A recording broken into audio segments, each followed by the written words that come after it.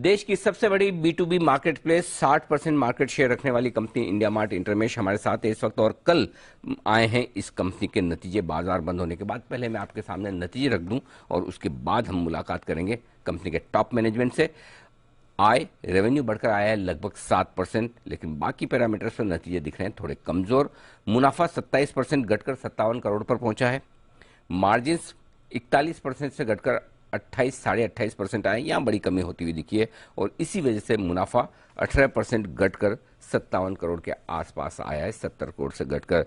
अग्रवाल साहब बहुत बहुत धन्यवाद जी बिजनेस को समय देने के लिए, आपका बहुत बहुत स्वागत है। बताएं सर, रेवेन्यू तो बढ़कर आया है लेकिन मार्जिन्स पर दबाव क्यों, कोई खास वजह सर? तो सर देखिए, अगर हमारा रेवेन्यू जैसा मैं पहले भी बताता रहा हूँ, कलेक्शंस फ्रॉम ऑपरेशन से आता है और उसके बाद वो डेफर्ड रेवेन्यू में जाता है और उसके बाद रेवेन्यू आता है।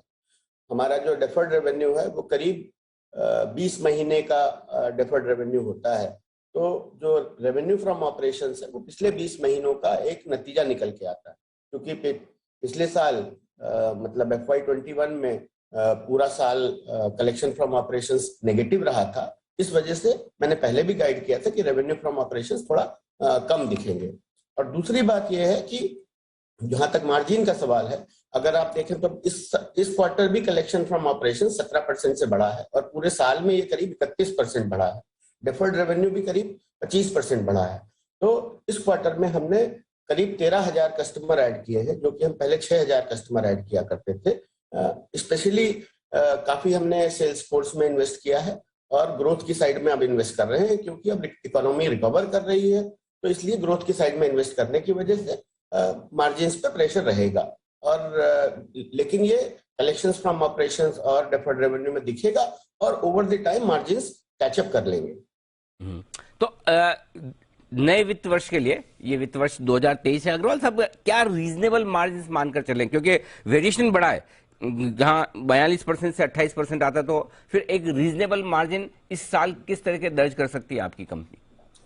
तो देखिए, पहले भी मैंने बताया था कि जब कोविड के टाइम में हमने कॉस्ट के ऊपर काफी ध्यान दिया था और कोई फायदा भी नहीं था इन्वेस्ट करने का, तो इस वजह से मार्जिन बढ़े हुए थे।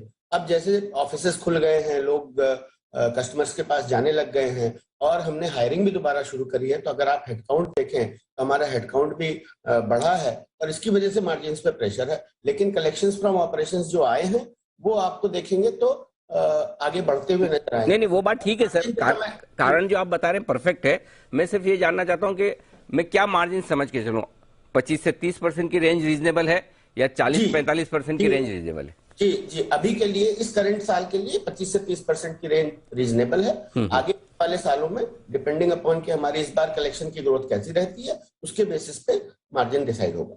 परफेक्ट। अच्छा सर, दूसरी चीज जो आपकी कंपनी ने नतीजों के साथ बायबैक भी किया है और करीबन आप 28% प्रीमियम पर, यहाँ के दाम से बहुत ऊंची प्रीमियम पर बायबैक कर रहे हैं, 6,250 रुपए के आसपास, लेकिन बायबैक की साइज है वो बहुत ही छोटी है, 100 करोड़ की। तो इस बायबैक के पीछे क्या उद्देश्य है, क्या थॉट प्रोसेस है सर?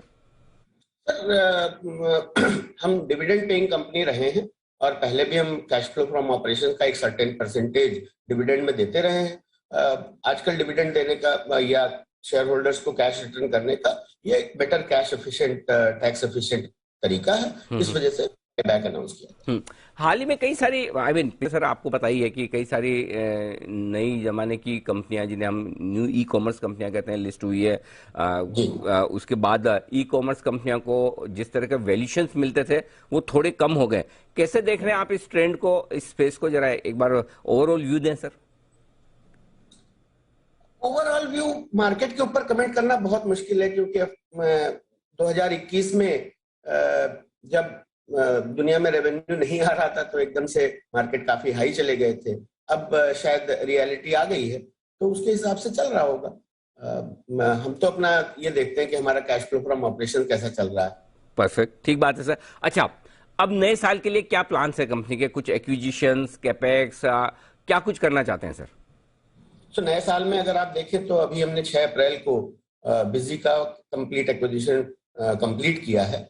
तो वो 500 करोड़ रुपए में बिजी इन्फोटेक, जो बिजनेस अकाउंटिंग सॉफ्टवेयर की कंपनी है, वो कंप्लीट हुई है और अब उसी को आगे बढ़ाने का प्लान है। उसको पहले साल तो हम ध्यान से देखेंगे कि कैसे कुछ गड़बड़ ना होने पाए, और उसके बाद उसकी सेल्स बढ़ाने पर और उसके प्रोडक्ट के ऊपर काम किया जाएगा। अभी कोई मेजर एक्विजिशन ऐसा कोई पाइपलाइन में नहीं है जो हम आपको बता सकें।